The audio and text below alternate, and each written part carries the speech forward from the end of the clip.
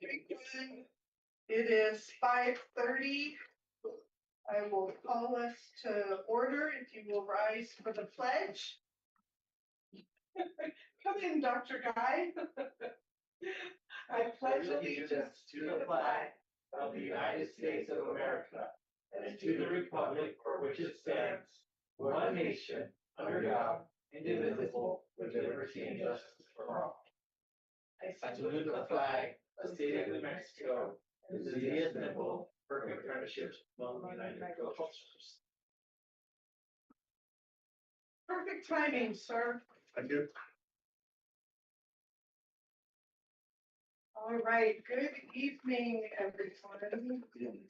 We will proceed, Mrs. Turley, to a roll call, ma'am. Dr. Ashambo? Here, physically. Ms. Emily Daly. Mr. Walter Jaramillo. Here. Mr. Ron Ortiz.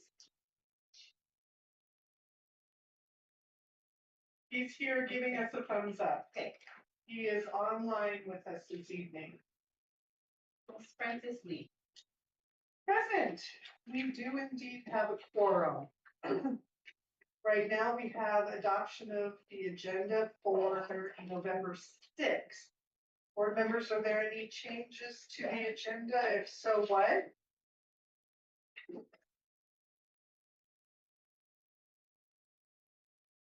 None. Superintendent Wagner. Recommendation, sir. I recommend that we approve tonight's agenda. All right, board members, is there a motion to approve the agenda as presented for November 6th? And a second? Thank you. It has been moved by Mr. Jaramillo and seconded by Dr. Archambault to approve the agenda as presented. Any discussion, board members? Hearing none, we shall proceed to a roll call vote. Mrs. Turley, please. Dr. Ashambo. Mr. Jaramillo. Yes. Mr. Ortiz. Mr. Ortiz is giving us a thumbs up. Ms. Lee. Aye, the motion carries. Adoption of minutes for October 21st, 2025. Are there any amendments to the minutes? If so, what? Yes, there is. In the executive session portion, the following needs to be changed to state. President Lee asked for a motion to move into executive session as presented. A motion was made by Walter Jaramillo. President Lee asked for a second. Emily Hunt Daly stated she would not second the motion. President Lee seconded the motion. Roll call vote. Emily Hunt Daly, nay. Walter Jaramillo, aye. Francis Lee, aye. Motion carries. The board moved into executive session at 6:40 p.m. During the transition, Ms. Daly exited the meeting, resulting in a loss of quorum. As a result, no executive session discussion occurred and no action was taken. Mrs. Lee resumed open session to alert the public to this occurrence and stated that due to lack of quorum, the meeting had to end. No further action may be taken, and therefore Mrs. Lee officially ended the meeting at 6:53 p.m. Also, please note the meeting was not adjourned. It was ended at 6:53. Yes. All right. That is the amendment to the minutes. And I have noted that, and I'll make sure to update it and make the changes before I upload the official. Very good. Board members, any other changes to the minutes? That's good. You said that's exact. Thank you. Superintendent Weiner, do you have a recommendation about the amended minutes? I recommend that we approve the amended minutes to reflect the narrative that you just shared. Very good. Thank you very much. Board members, is there a motion to approve the minutes as amended, as stated? Thank you. And a second, please. Thank you.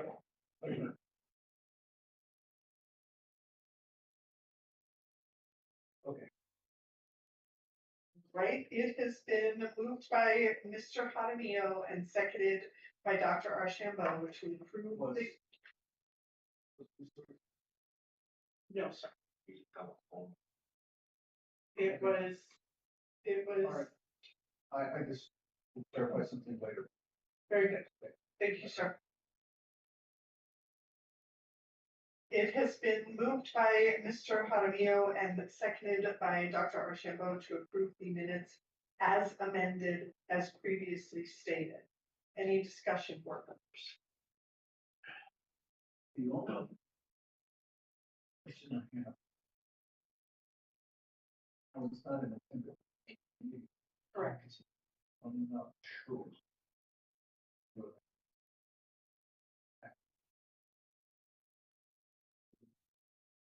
Clear that up. Well, my understanding is it is the draft of the minutes. It isn't a matter of your being present at a meeting or not.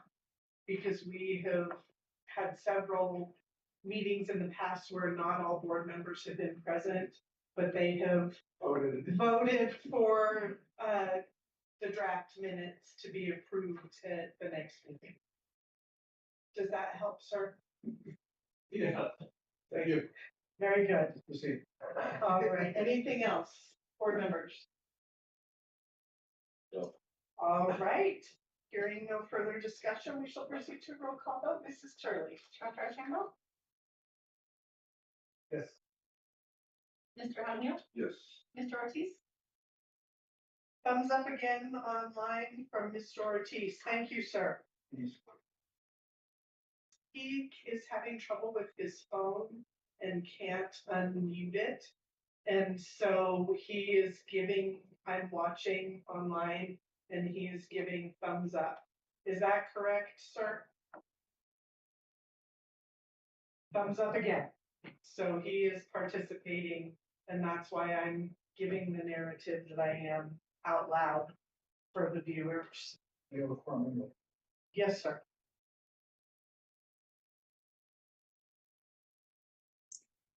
Mrs. Lee. Aye. Motion carries. Got it. Oh, he got it unmuted for a second there. Very good, sir. All There it is. right. Okay, Thank you, sir. you're welcome. Citizens to address the board. Mrs. Turley, are there any citizens this evening? No, ma'am. All right, there are no citizens to address the board. Presentations and action items for board consideration. Mr. Widener. As I have mentioned the last few meetings, it is an exciting time at Grand Cibola County Schools. We are working very diligently on our systems, making sure that our policies and procedures are aligned and that we are up to date with all of our policies across the district, with the New Mexico School Board Association and with those that are pertinent to our communities. Ms. Gallegos Ortiz is here tonight again to present some first reads. We have a couple of first reads and then we will take action on a second. So, it's my pleasure to turn the floor over to our quality assurance coordinator, Amanda Gallegos Ortiz. Good evening, Madam President, members of the board. As we've started writing procedures, we have found policies that we think that we need to review.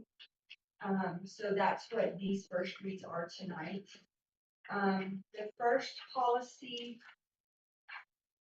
is E1011. It's ECABA, the regulation for badges, cards, or non-student and staff identification regulations. In your packet, I have provided the areas that we want um, to revise and update. These revisions strengthen campus security, accountability, and operational consistencies across all GCCS sites. First, the regulation now clarifies ID badge expectations for every group, including staff, students, substitutes, visitors, to ensure visibility and verification at all times. Second, it adds digital tracking processes through our Verkada system, enhancing record accuracy and audit capability. Third, it standardizes the design and labeling of substitutes and visitor badges with assigned control numbers through the Verkada system. And then it specifies that badges must be returned or forfeited upon separation administratively or HR requests. And then it reaffirms the policy's role in supporting the district's comprehensive security. So that's for the first read for ID badge. Thank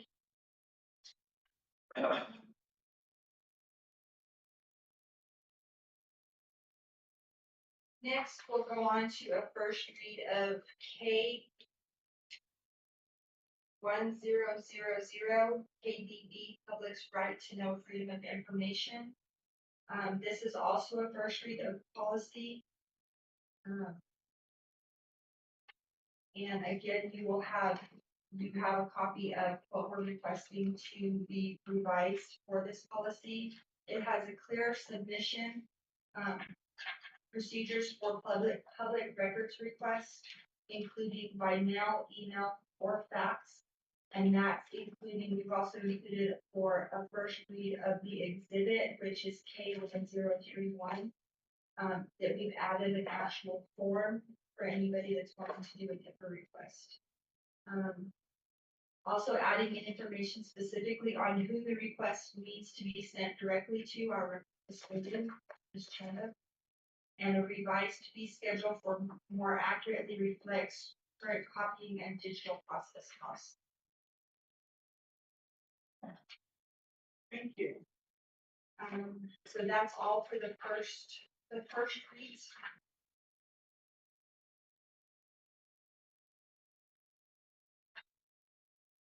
And for the exhibits on the first reads, I provided a copy of what the new form would look like and then a copy of what the existing form. Not much of a difference, but we are requesting to add some verbiage. And then, of course, on the bottom bit, the form needs to be emailed or sent to Chet as a participant.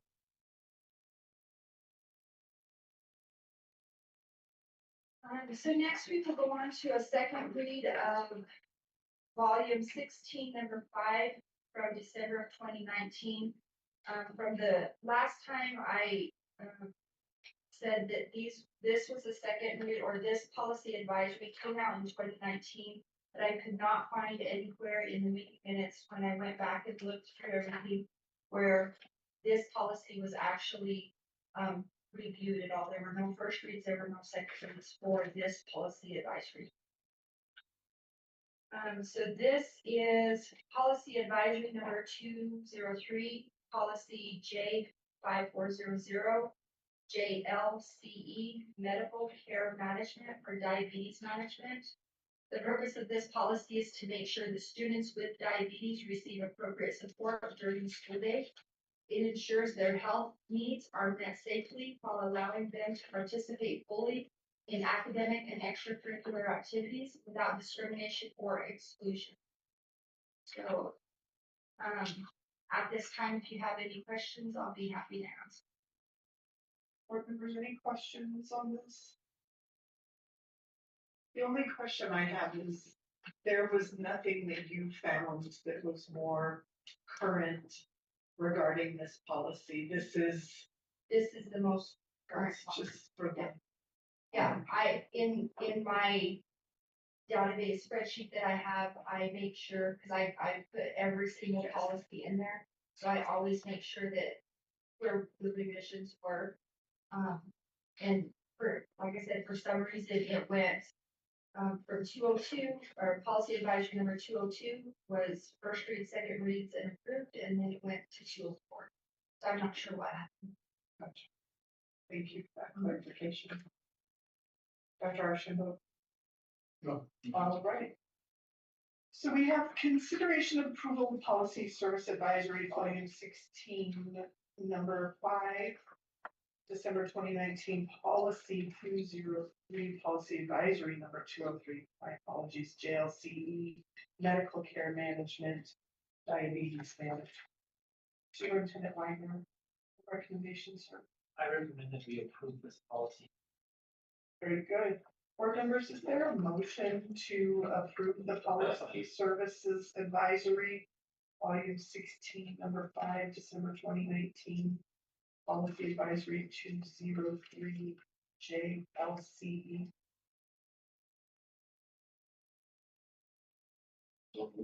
Thank you. And a second? I'll second. Thank you, sir. It has been moved by Mr. Jaramillo and seconded by Mr. Ortiz to approve the policy service advisory volume 16, number 5, policy advisory number 203 JLCE, medical care management, diabetes management. Any discussion, board members?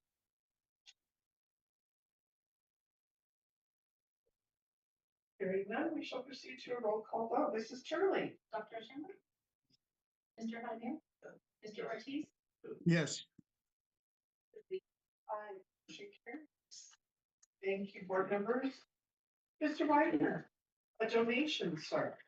Yes, I get to present the next few items.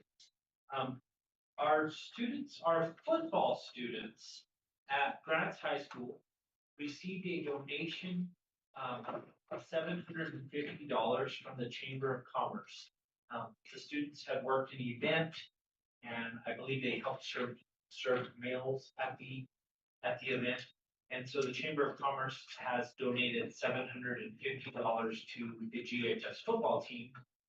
And I recommend that we approve this donation. Good. Thank you, sir.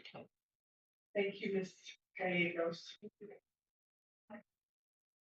And board members, we have consideration of approval of the donation of $750 to the Grants High School football program.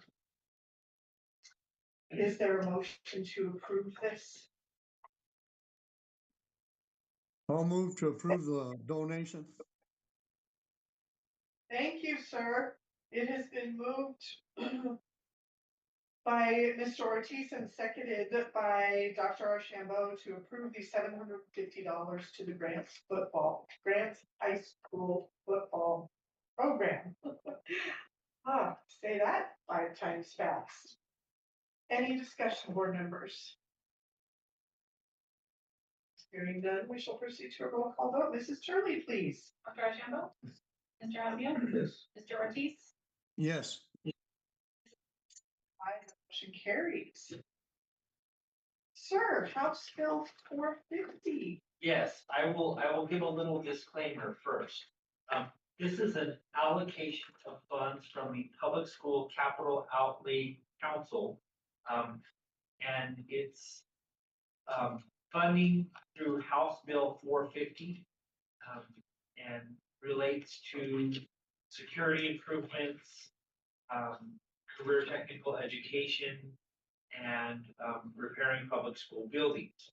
And our allocation is $1,426,504.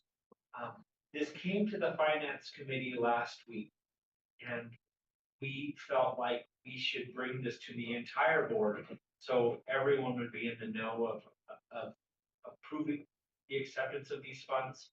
And so once we do approve, then we'll sign off that we presently we'll sign off. And so my recommendation is that we approve and accept the House Bill 450 funds in an amount of $1,426,504. Excellent. Board members, consideration of approval of fund distribution appropriation in the amount of $1,426,504 from in Public Schools Capital Outlay Fund per House Bill 450, Section 52, Public School Facilities Authority Project. Mr. Widener has recommended.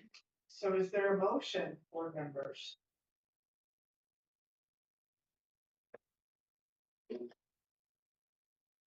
Is there a second, please? I'll second. Thank you, sir. It has been moved by Mr. Jaramillo and seconded by Mr. Ortiz to approve the fund distribution appropriation in the amount of $1,426,504 from the Public Schools Capital Outlay Fund per House Bill 450, Section 52, Public School Facilities Authority Project. Any discussion, board members?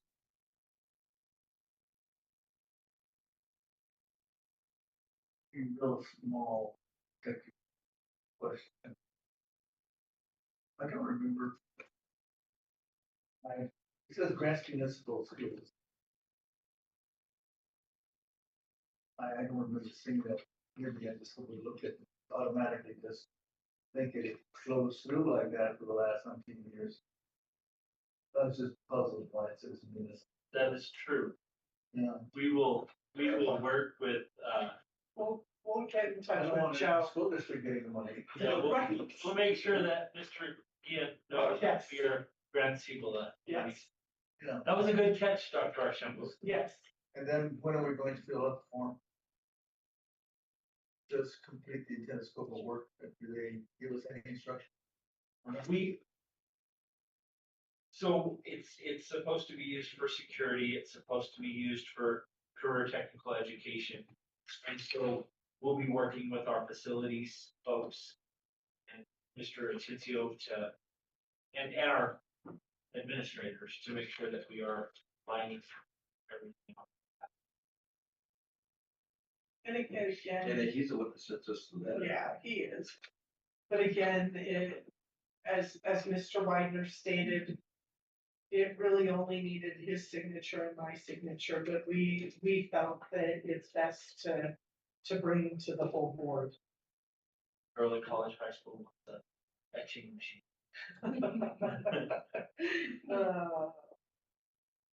Anything further, board members? Just like I said, that's good, that should. Yes. Yeah. Informing what school. Then we're not just municipal. That's right. And we're a county. All right. Mrs. Turley, roll call, please. Dr. Archambault? Mr. Jaramillo? Yes. Mr. Ortiz? Yes. Mrs. Lee? Aye. Motion carries. About 3 board meetings ago, it was my honor to introduce our new special director of special education and district athletic director. Mr. Chavez has been with us now for 6 weeks, 8 weeks. Approximately about 6. And Mr. Chavez has hit the ground running and he's been meeting with special education teams and athletics and coaches and has been working very hard to do the job. On our annual schedule in the fall, we usually have a special education report. And so I've been preparing Mr. Chavez for the last few weeks that he needs to come and kind of report our special education numbers and let you all know about where we are. So it is my pleasure to turn the floor over to Mr. Larry Chavez. Thank you, Superintendent, President Lee, members of the board, Superintendent. Brief overview.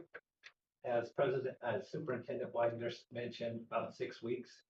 So this will be, I'm expecting it to be different later in the school year and especially next school year. So we are working on immediate issues and we're looking at long-term changes as well, how we can improve and really provide great education to all of our students, but specifically our special ed students. One of the first things you'll see on our second page is developing a mission and vision statement. We met with our department. We wanted to really talk about why we're here, what we're doing, and really keep the students at the forefront of our work. Also not to forget about the parents and the community members. As we educate all students, specifically special ed students, we need partnerships in this. And so this is something that we're driving towards. And our first step was really to develop a mission and vision statement for our department, so we all have a better understanding of our goals. We also know that once those students graduate, they receive that high school diploma, it really does guarantee them a better quality of life, and we don't want to put barriers in the way of our special ed students to receive that high school diploma. So really, it's our job to really prepare them for their next steps once they leave us. Hopefully, they return. Right. On our next step, our next page, you'll see student demographics. First, every community is different, and every state's different. So when you see the numbers and you're comparing them, they're close and they're getting better. Some of the data I reviewed from last year, we were over 20% in the mid to high 20s as far as eligible students receiving special ed services. As you can see right now, we're just under 18%. Our goal is to continue to move towards 15% and ultimately 10%. Right now, you'll see in New Mexico, on average, we're seeing about 15%, slightly less of eligible students receiving special ed services. Gifted services is something that we did care about when we had our pre-tribal consultations and why our numbers lower. So something we'll do there is really look at the process and really look at what gaps we need to cover and identify students that are gifted as well as special ed. Combined, we have 621 students receiving services out of just over 3,000. You'll see the numbers of students to the right in parentheses, but really it's moving in the right direction. We want the gifted numbers to rise, our special ed numbers to lower, and really do what's best for students by providing them the services that they need to be successful. Slide. Very important slide. Related services. They really do bridge the gap and it connects the students to the curriculum. We're trying to remove barriers from our students' lives so they can access the general ed curriculum. Some of the related services, speech and language, so they provide articulation of phonemic support and awareness. Occupational therapy, fine motor, sensory skills. We have physical therapy, gross motor, and campus mobility. We want to make sure they're able to move and they're accessing playgrounds, lunchrooms, their classes. We have recreational therapists. And also, all of these are both in-person and virtual. And we'll go over some of the things that we're going to look at as we move into the future. Counseling services, very important, providing coping skills, emotional skills, self-regulation. All of these related services are important, but really some of these students that are returning with skill deficits are relying on us to provide these services so they can be successful, not only in school, but in life. Behavioral health services, they really help develop behavior intervention plans, de-escalation techniques. Social work really combines home and school and provides them the opportunity to access resources. One of the other things they do well is attendance and engagement in school. And we know if students aren't in their seats, they're not attending, they're not learning. So we want to make sure that we're driving the importance of being in attendance and being in those seats. This is very essential to our students, not only for compliance purposes within their IEP, but just their daily skills and daily lives. Next. Thank you. We always talk about it, over-identifying students. We saw that we're reducing the number of special ed students from the 20% down into 17 and hopefully under 15.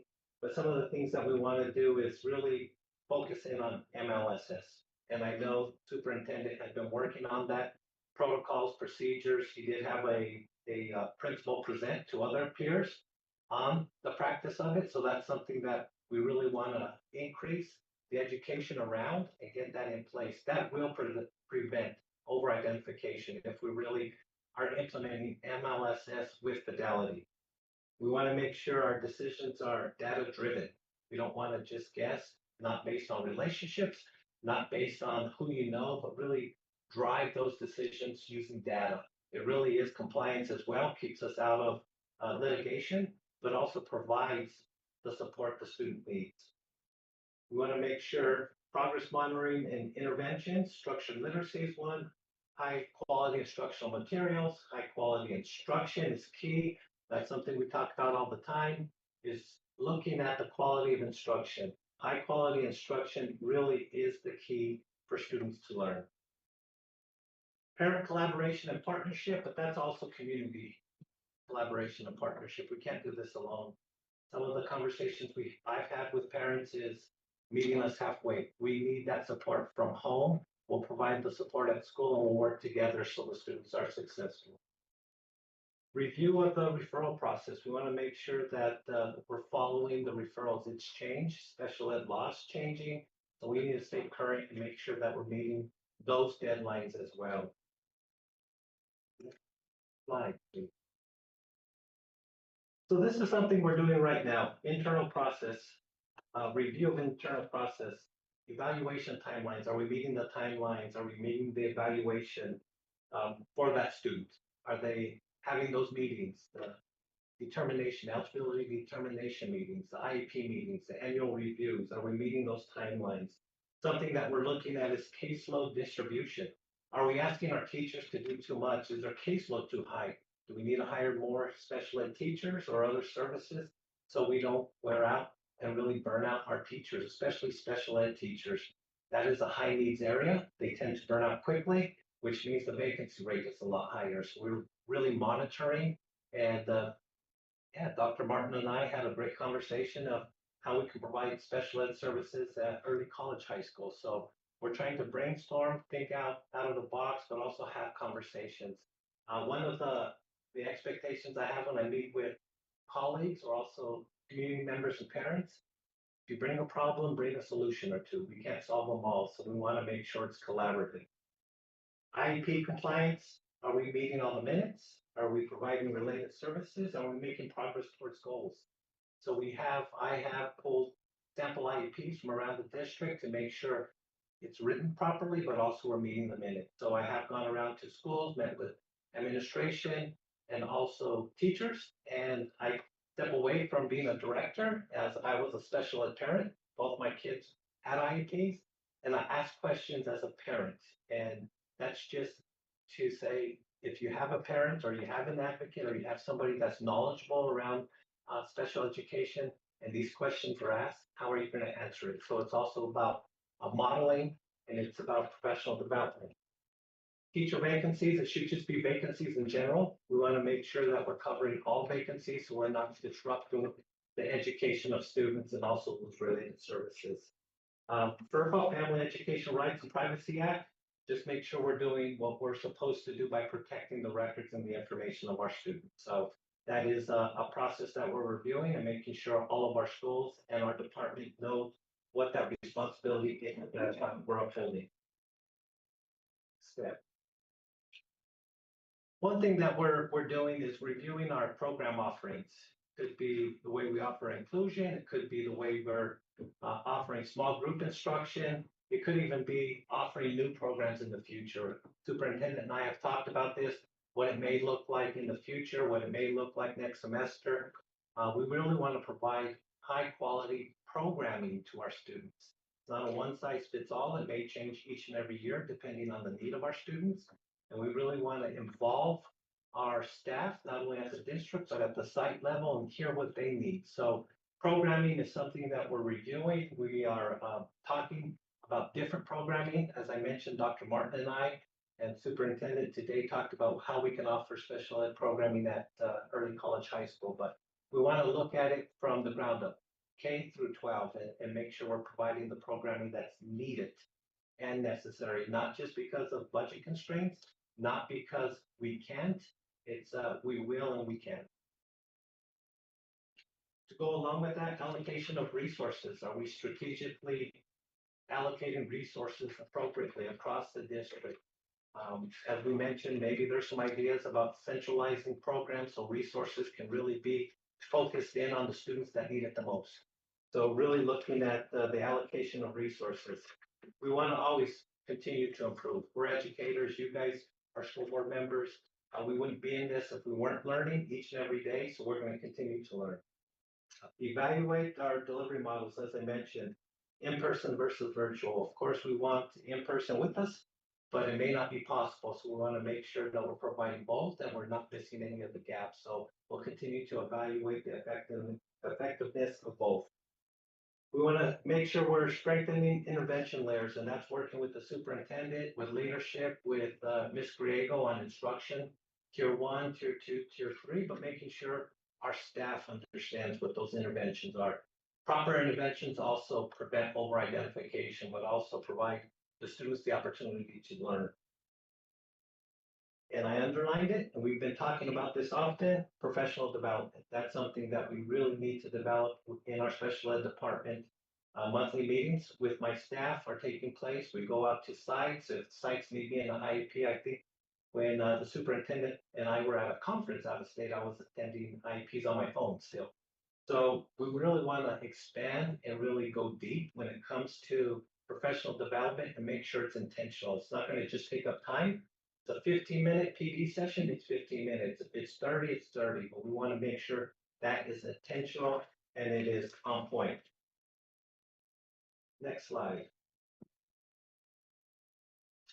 Additional considerations, we want to make sure a needs assessment across the district takes place so we can really take a look at the continuum of services. As we mentioned earlier, specialized programming to meet the needs of all students. Inclusion, we want that for all of our students, but sometimes the inclusion setting is not the appropriate or proper setting for some students. Not all, but some. Making sure we're staying up to date with special ed laws and anything that is required of us. Staying up to date, making sure the changes are taking place and making sure we're up to date. Third one, parent engagement opportunities. I mentioned that twice now. I think that's important. We need to engage our community, engage our stakeholders, and engage those that really can help us do the work. So not putting limits or barriers on what that means, but I think we need to do the special ed department do a better job of engaging with all stakeholders. And then monitoring data changes. That's going to change each and every year, if not monthly. So just staying on top of our own data, making sure that we know where we're going, and then finding those areas that we need to improve in. With that, I will stand for questions. Board members, question? Dr. Arshamba. I'm looking at your vision statement. Yes, sir. There has to be a statement regarding equity. Okay. What was that? Sometimes we think that inclusion is a facet of equity. When we talk about allocation of resources, we talk about strategic allocation of resources. Well, for us in this district, for us to be strategic, we need to be equitable. That means how do we allocate according to need? So that always is the area of concern that all schools should have. President Lee, Board Member Archambault, you're correct. We'll add that equity piece, but you're spot on. We need to make sure we're giving our students and our schools what they need. You just need to define what it means when you say equity. Because all too often parents and staff don't really know how to operationalize that. It has to do with the distribution of resources to those who have greater needs. Mm-hmm. And how do you tailor it to their needs?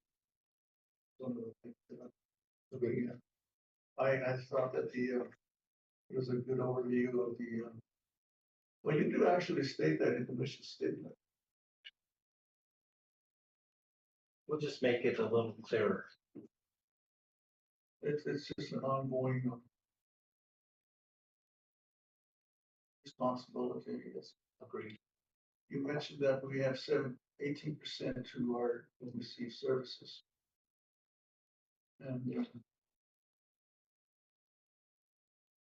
I looked at your presentation and I did make a comment, Mr. Lieutenant Wagner, a couple of weeks ago. Mentioned that there are certain areas that we need to be focused on. What I want to do is to identify some things that I think I typically am concerned with when it comes to students with disabilities, having had grandchildren who have experienced having to go through high school, elementary, and high school with the IP.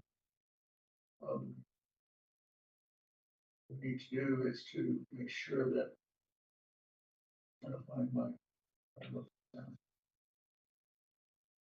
All of the things you mentioned were very, very critical. And what we need to see here are student achievement outcomes.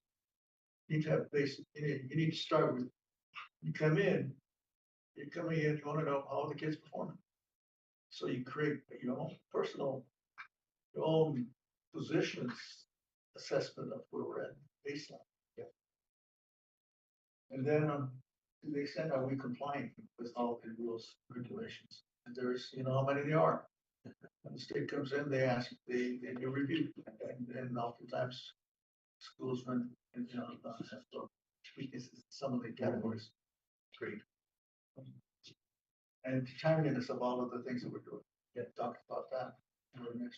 Are we getting things done when we're supposed to? Or any of the annuals, any of those things, being overlooked and not accomplished like they're supposed to. Right. So that's probably a master schedule chart for the school. The principal needs to see it and know it so that they work with you as a team. Right. They don't just rely on you, but they will share all the information about all the keep on top of dates and timelines because they're the ones who have to pull the teams together. Great. And I'm glad you mentioned team. That's something that I've been stressing. IEP teams, decisions are made in those meetings, not pre. And so everybody in those IEP team meetings are just as valuable. And we can't drive from our position what we think. We really need to listen to the parents and the students. You already mentioned caseload ratios. You have to pay attention to what's the other ratios. Yeah, we have right now, if I remember correctly, 7 teachers with overages. So we're working on that.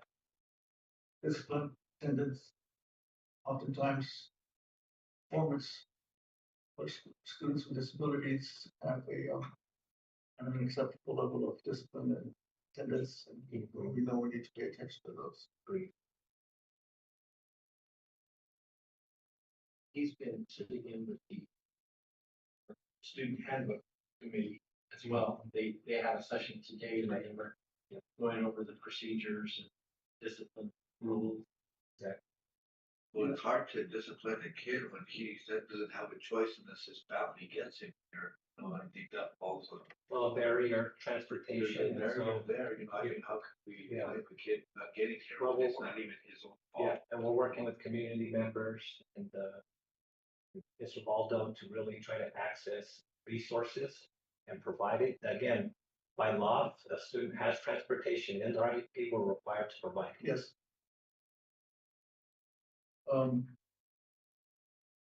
That's what frustrates parents is that they don't have a resource. They can't get them. Yeah, but when you're out there honking at their door, they don't come out. Well, They're in front of their door and they're not coming out. And a lot of times in the past, they have concerns with officials coming to the doors. And for other reasons, but I remember some time back where they wouldn't answer the door because they're not, it's going to be something. They should want after school at that time, or they're getting off the bus. And special education is not inexpensive. It's going to cost some money and it's going to really be key to invest and find those gaps because we need to provide those resources for the students to be able to access their education. Then some of the tribal specific factors. You become aware of the extent to which there may be an inordinate percent of the students with IPs having or Native American. And a low percentage for gifted. I was looking at your report later on, Mr. Whiter, on Navajo reports. It had a section there on data and maybe I'm misinterpreting it. But, they seem to show,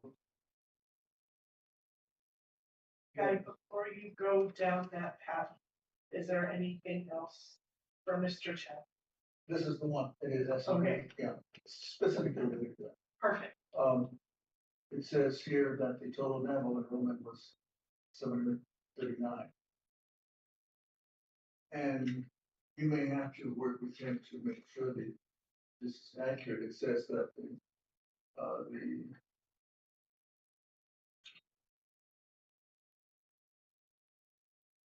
the total Navajo enrollment with special ed services 151. So it's things like that that he can help you clean up. Is to say what data is that? Let's make sure that it is the right data and accurate. When I see this, I see that the IPs for Navajo students are 151 and the total enrollment is 139. That's a sizable percent. That's like about 30%. Yeah. So we probably will need to help us look at that and see whether that is accurate or not. There may be some other figure. Thank you. Thank you. I appreciate it. I really thank you very much for your the annual report for this president. Members, anything else for Mr. Chavez before we thank him for his time and expertise this evening? Like I said, pretty much the mission does say, it does include it, I could think of it, I guess you could just put that one word. That's It says families, educators, travel partners, efforts, and it shows equity just from your stating, but might have to have it in there somewhere. But otherwise, very well, very good, like informative, and this is the first probably report I heard about the special education, and the other one was the gifted. So what do we do with the gifted? I mean, is there like a lot of data we just push them forward to? It's usually the top 5%. Or, you know, Well, they're gifted. Yeah, that's a good way to think of it, but we really need to take a look. We screen all second graders, but that doesn't mean those that became second graders prior got screened. So we need to identify, to Dr. Anshambo's point, I think we only have one Navajo that is gifted, which is extremely low, in my opinion. So we do have to look at those gaps and figure out where do we need to. Also, the qualifications for it. There's different areas to qualify them under. Usually it's 3 specific, but they're very flexible. We just need to make sure that we're doing our job by identifying those students, because when we don't identify them, then we're not providing them the services needed to be successful in school. So we have work to do. Madam President. I still have a few more questions. Excuse me, again, I just thought of something, I'll mention it later. I'm a CT, I believe in the CT, like I said, my kids did, we went to school, some of us, I have one that decided, you know, he wasn't gonna go to school, he was getting into electrical or, you know, being, you know, trade. Sure. And because I believe maybe I would say 50 of them are gonna go into trade, 50 are gonna go into education. I don't know exactly, you know, the data to that of what our kids are at, like guys say, or some of our meetings there, we should really find out where these kids 5 years later. Let's talk to them in 5 years when we give them their diploma and see exactly what we flourished from here. You know, I mean, that would be a good study. I don't know like this. Well, we'd have to hire somebody else just to do that. But job coaching. So let's say these guys are you know, they're gonna get a diploma, but do we have like a job coaching, you know, like we have these casinos, we can teach them to help around the casino, greeting, or, helping with the machine, they're just different things that they can do. Sure. That when they graduate, they know I'm gonna have a job. Right. At the casino, or I'm gonna have a job at Walmart as a greeter, or, I don't, like I said, there's just different, those are just thoughts. Well, and Vice President, I know I've talked to the superintendent and Ms. Grego.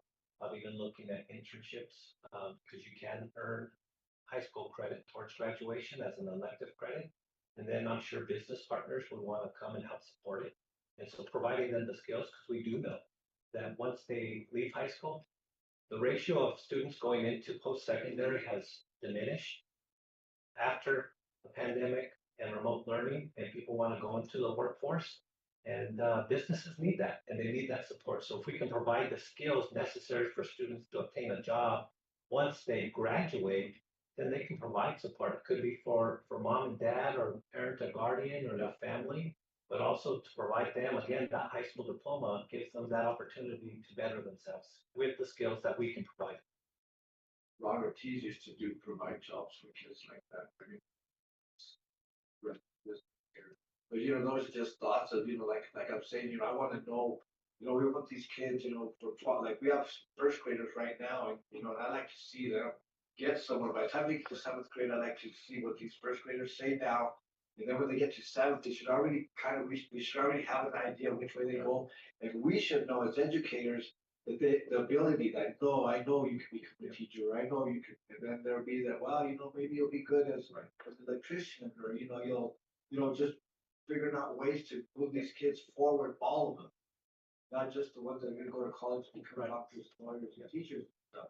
We gotta think about the autistic ones, when they graduate, instead of just, Well, all students, to your point. Yes. Right? Not just general ed, but all students to include those that have a. but no, I like it. It sounds like you're digging in. Thank you. Guy, Go ahead, Guy. Um, it's just something that, I can. Perfect. I'm just letting it know. perfect, excellent. Mr. Chavez, thank you so very much. Thank you, Very guys. great information for us to learn from. Good ideas, board members. Thank you. Ms. Ortiz, did you have anything just before we let Mr. Chavez go on this one? No, ma'am, I'm fine. Okay, thank you so much, sir. Superintendent report, sir? I'll just go ahead and make a comment too.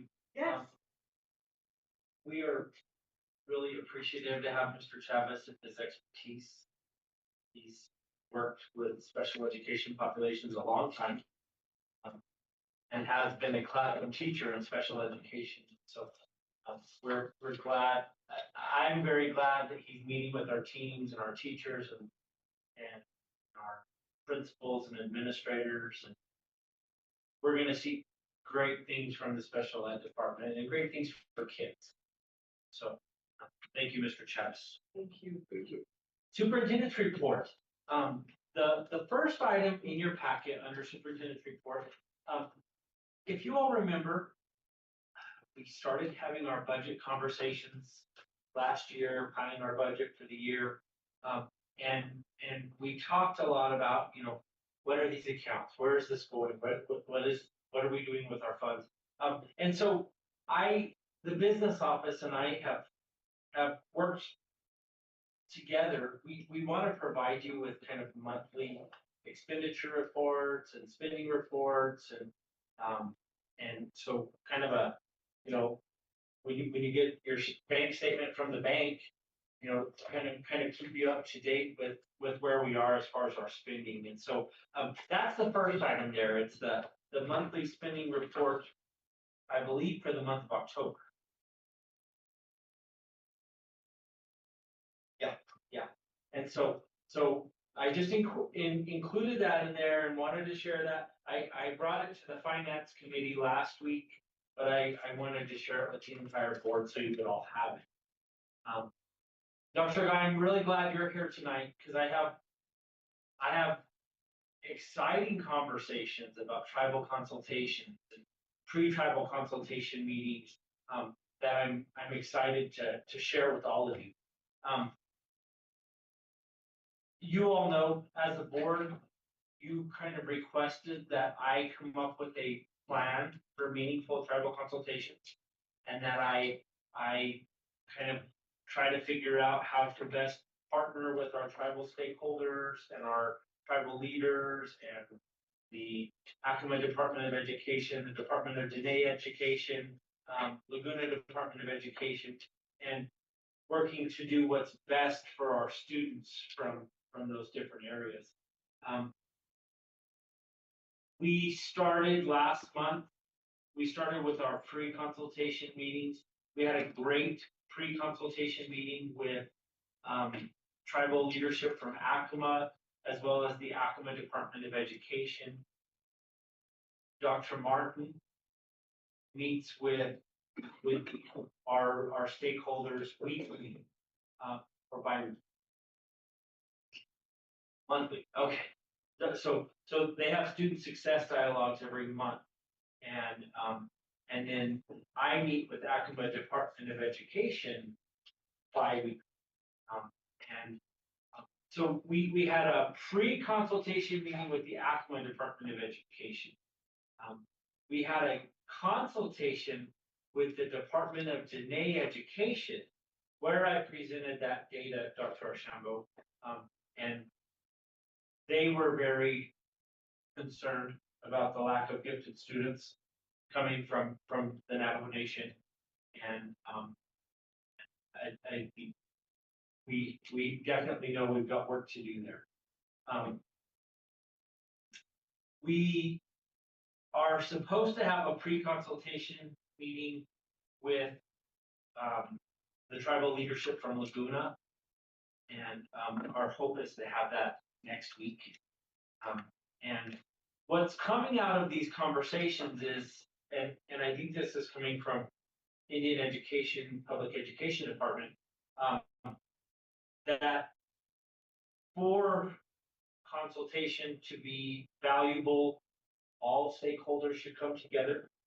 So we are planning on November 20th. We've just changed the date because some of our partners needed a different date, but we are planning to hold a tribal consultation summit.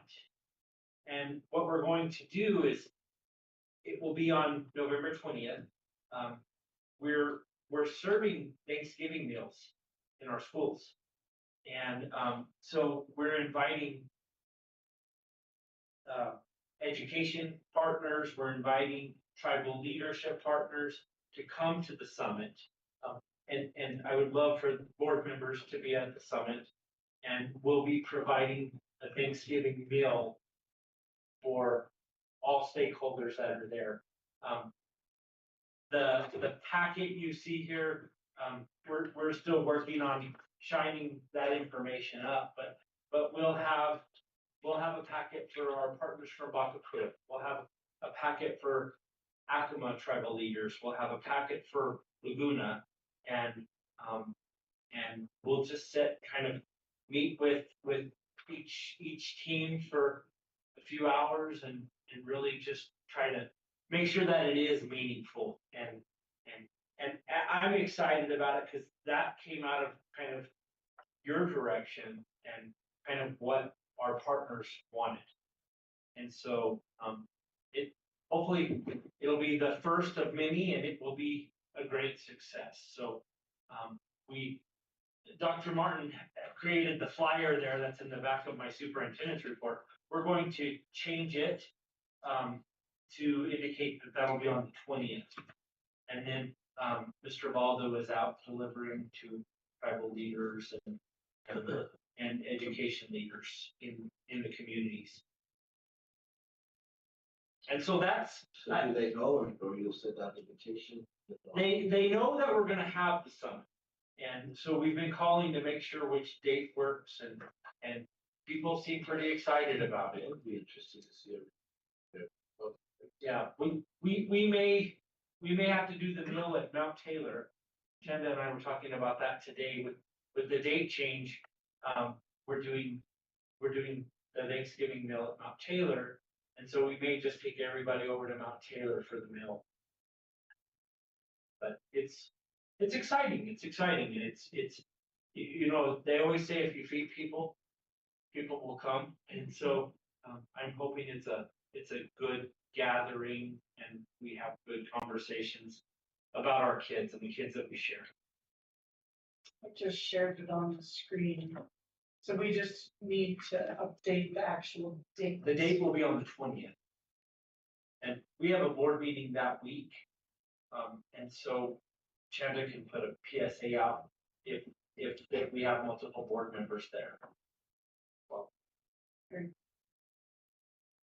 It'll start here, or it'll be here. It'll start here. We'll probably meet here, either in the boardroom or in the training room.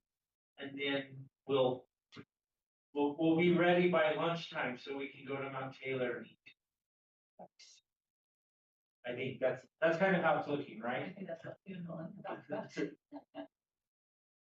Ready? Board members, questions? I appreciate you guys kind of giving me that, not direction and guidance. And it's, this is my third year of this, and it's exciting, and the conversations are good, and I know the good people to go to, and the pre-consultation meetings they're kind of guiding us with what information they'd like to see. They're probably different. Yeah, well, like I said, the only time I've seen everybody together was during the graduation ceremony or a groundbreaking, when they came for that masonry groundbreaking. It'll be neat. It'll be good.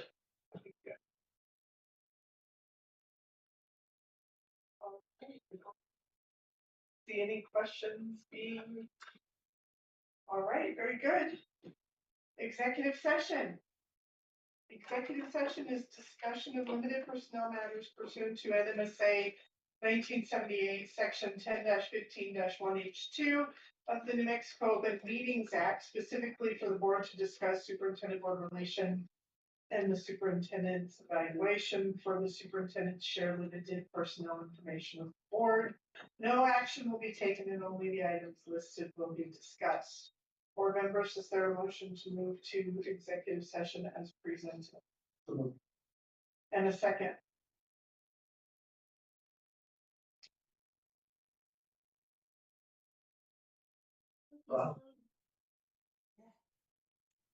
I'll give it to Ron. It looks like it's Ron. Walter has gone mute over here. It has been moved by Dr. Archambault and seconded by Mr. Ortiz to move to executive session as presented. Mrs. Turley, roll call. Dr. Shambo? Aye. Mr. Adamio? Yes. Mr. Ortiz? Yes. Mrs. Lee? Aye, motion carries. The board has moved into executive section at 6:32 p.m.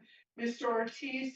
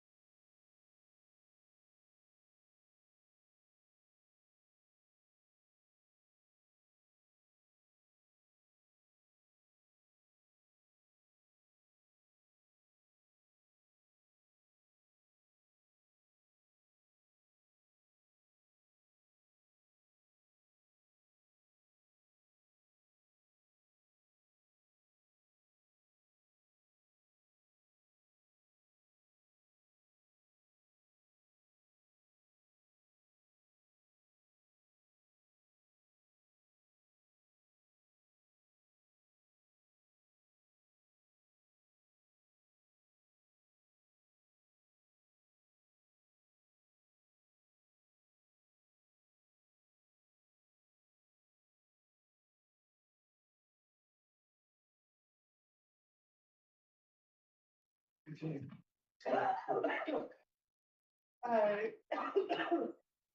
Executive session was discussion of limited personnel matters pursuant to NMSA 1978, section 10-15-1, H2 of the New Mexico Open Meetings Act, specifically for the board to discuss superintendent board relations and the superintendent evaluation, and for the superintendent to share limited personnel information with the board. No action was taken, and only the items listed were discussed. Board members, is there a motion to reconvene open session as presented? And a second.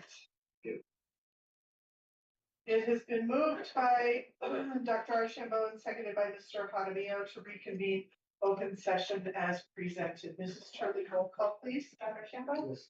Mr. Robinson? Yes. Mr. Ortiz? Yes. Mrs. Lee? Aye, the motion carries. The board reconvene open session at 7:31 p.m. Mr. Widener, future agenda items, sir.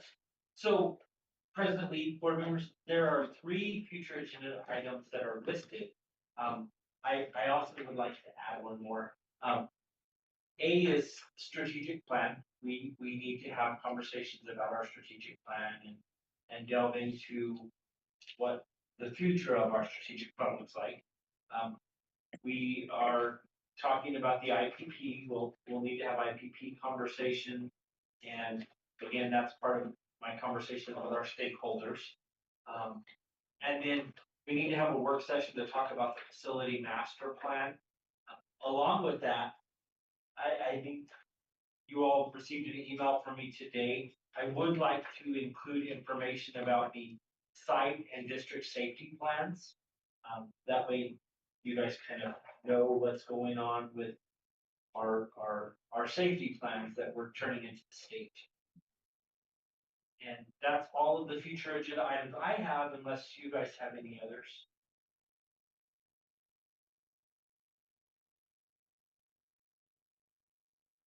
Okay, I'll think of something. Well, the original this and, you know, that all falls. Yeah. This is over that. Announcements. We have a work session tomorrow. We'll be looking at dash plans. We'll be looking at data. We'll have representatives from all of our schools. There is one of our principals that won't be there, and when we adopt the agenda, I'll let you know about that. So we'll have a little 15-minute break. And on the 18th, we have our regular board meeting, our next regular board meeting. That's the meeting where we do the social emotional recognitions and the EduChampion recognitions. And so we might have more of an audience on the 18th. The district is closed the 24th through the 28th for the Thanksgiving holiday, Thanksgiving break. And Chanda is working to get us all registered and our new board members registered for the NMSBA annual conference in August. Very good. Do you have a recommendation to adjourn, sir? I recommend that we adjourn this meeting. Excellent. Board members, is there a motion? Second.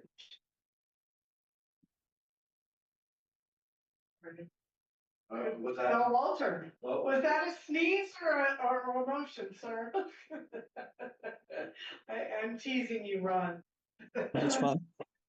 It has been moved by Mr. Ortiz and seconded by Mr. Jaramillo to adjourn the meeting as presented. Mrs. Turley, roll call, please. Dr. Shambo? Yes. Mr. Jaramillo? yes. Mr. Ortiz? Yes. The motion carries. The board adjourned at 7:34 p.m.